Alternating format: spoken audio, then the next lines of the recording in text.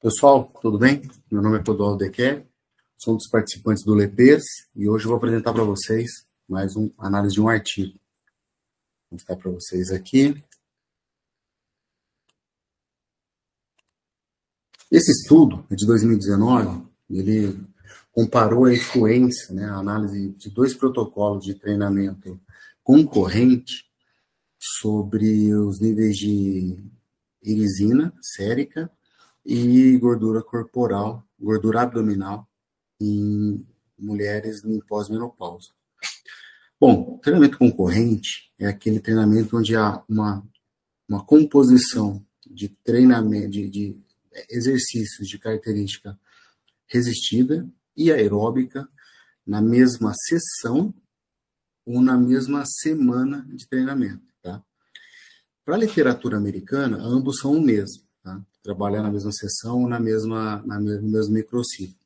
Na literatura brasileira, alguns autores divergem, colocam como nomes diferentes. Então, quando trabalha assim, na semana, tipo segunda, quarta e sexta, treino resistido, terça, quinta e sábado, treino aeróbico. Esse é um treino concorrente. Quando eu treino resistido e aeróbico na mesma sessão, na literatura brasileira, alguns autores chamam de combinado. Mas,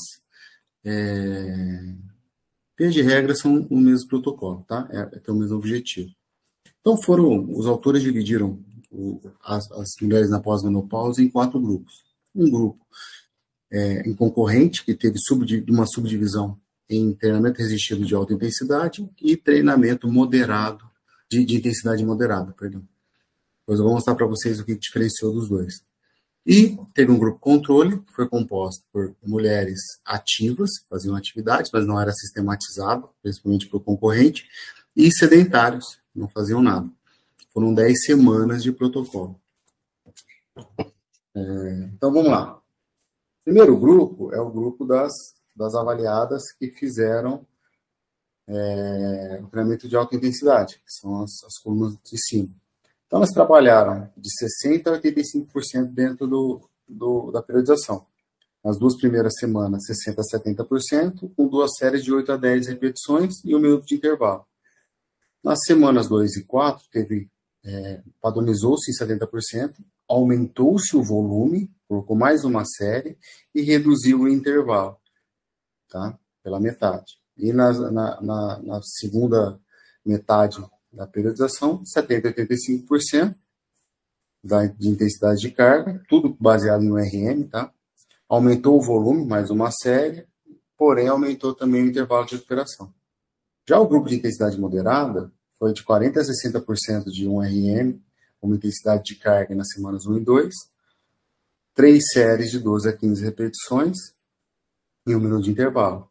Nas semanas, nos microciclos 2 e 4, padronizou-se em 60% da intensidade de carga, manteve-se também o volume de carga e variou-se o intervalo de recuperação, reduziu pela metade, para 30 segundos.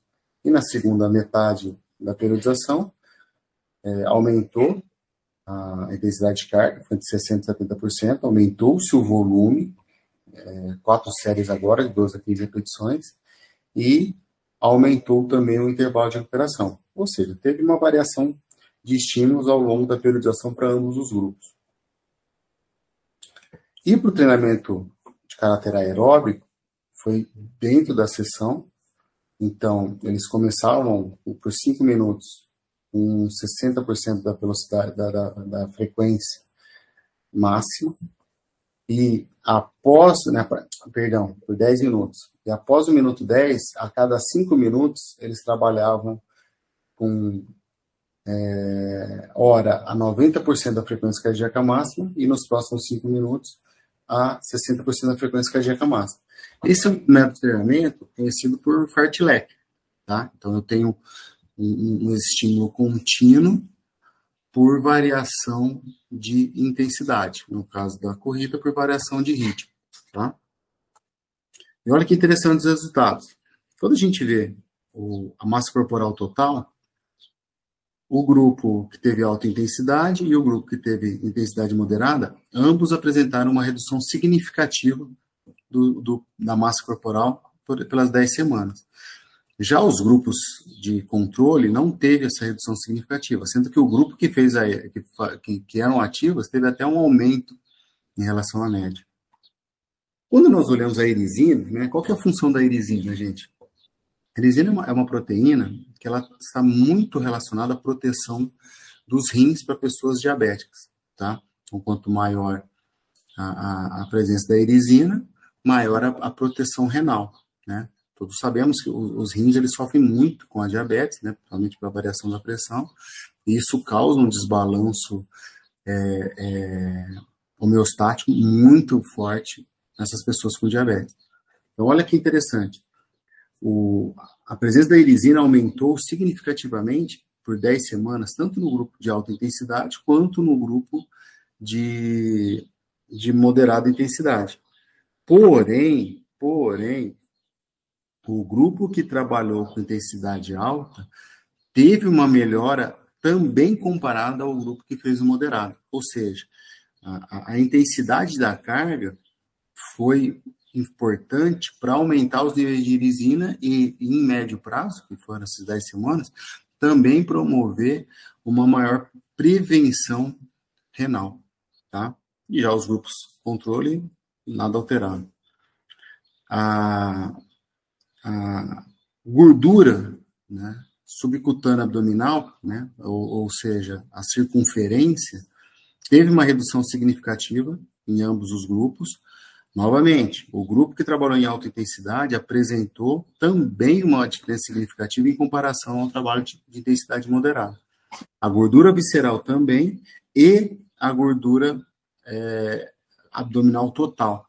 Ambos tiveram, né? Já no caso do visceral e no total, o grupo que fez a moderada não apresentou diferença significativa. O que é interessante a gente analisar? O trabalho moderado e intenso, né, de alta intensidade moderada, concorrendo com exercícios de estímulos aeróbicos ao longo do microciclo, são importantes para a redução do percentual de gordura e da quantidade de irisina. Porém, o trabalho de alta intensidade, ele apresentou uma melhora significativamente superior quando comparado ao trabalho moderado, principalmente para a irisina e pela gordura e pelas vísceras abdominais. Tá? Então, é interessante a gente analisar isso. Há uma melhora, porém o que nós precisamos ter em mente é que o trabalho de HIIT, principalmente para obesos, ele gera um maior desconforto. Vamos lembrar que um dos problemas da obesidade é justamente a pessoa estar inflamada continuamente, ela já vem inflamada. Então, um trabalho de alta intensidade, ela vai promover um desconforto muito maior em comparação ao trabalho moderado, tá? Então, nós precisamos entender essa dosagem junto ao nosso cliente, tá? Será que vale a pena eu trabalhar com alta intensidade já no começo, mesmo sabendo dos benefícios? Então, vale a pena a gente entender o nosso cliente. Às vezes, eu preciso trabalhar com alternâncias, né? Promover um maior volume de estímulos de caráter moderado, num microciclo concorrente, e uma dose muito pequena de estímulos de alta intensidade.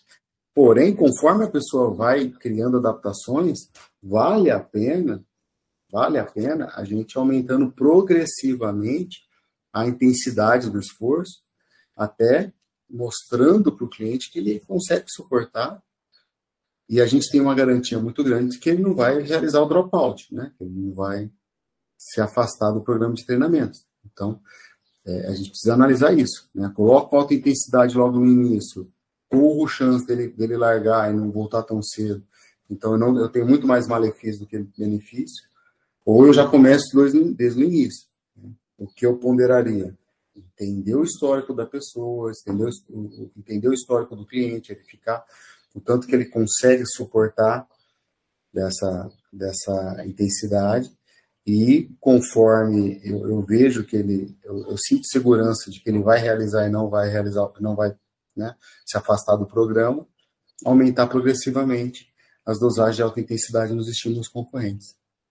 Tudo bem, pessoal? Novamente, e como sempre, agradeço a presença e sempre que tiver dúvidas, entre em contato conosco. Muito obrigado, pessoal.